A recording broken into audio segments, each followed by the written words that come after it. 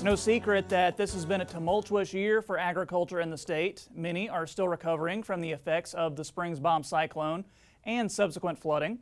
Now a new problem is threatening over 107,000 acres in Wyoming and the Nebraska Panhandle. Market Journal's Bill Dodd was out in Western Nebraska and has more. That's right, Troy. Officials at the local, state, and federal level are all mobilizing in response to the collapse of an irrigation canal tunnel in Goshen County, Wyoming that occurred on July 17th. Now in that area, a 2,200-foot canal tunnel that carries water from the North Platte River to producers in eastern Wyoming and western Nebraska was abruptly cut off after the collapse began to flood surrounding farmland. And in the peak of the summer growing season, when irrigation is most needed, the situation prompted the governors of both states to issue an emergency declaration for the disastrous collapse that is now affecting over 100,000 acres of cropland. Meanwhile, farmers and landowners attended a meeting at the Nebraska Extension Panhandle Research Center in Scottsbluff to find out exactly what happened, what their options are, and how this disaster is being addressed. Father, we come before you now with concern in our hearts for the things that are going on in our valley. Father, we stand before you and bow before you knowing that you are in control of all things. We understand that there is a time for everything. There's a time to plant, a time to harvest, a time to cultivate, a time to water. It all began with a prayer.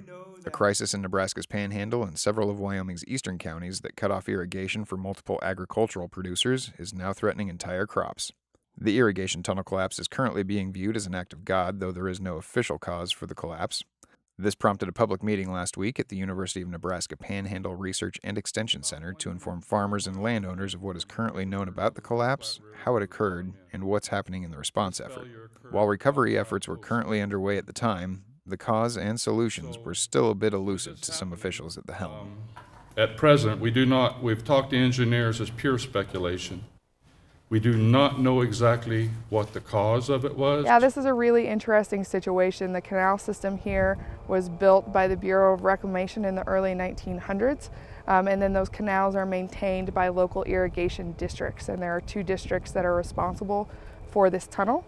And so as we were looking at a structure of its age and the extremely wet weather events that we've had this year, that makes it really difficult to pinpoint a cause and then who's responsible for this canal break.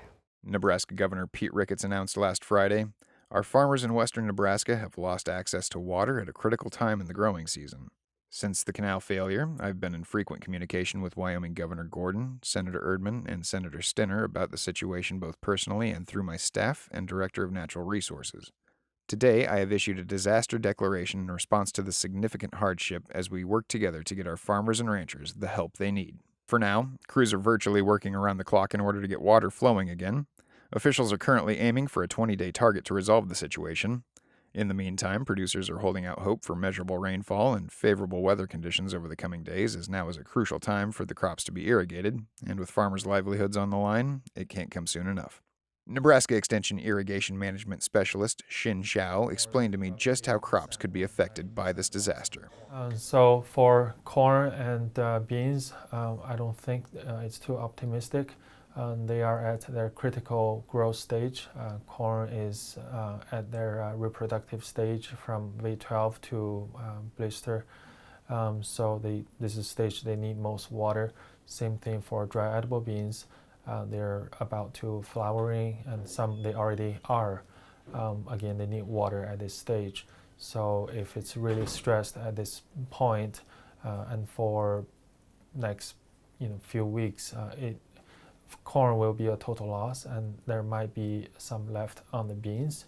And for sugar beets, that's probably the most optimistic crop in this situation.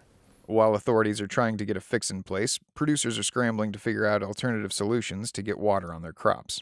Unfortunately, on both counts, there are a litany of legal hoops to jump through, as well as agencies to notify at varying levels of government. While discussing the cost and procedures of fixing the situation, Rick Preston, general manager of Gering-Fort Laramie Irrigation District, described himself as a bull in a china shop, eager to get in, tear down, and rebuild as fast as possible, and at the same time articulated the frustrations that come with a situation like this.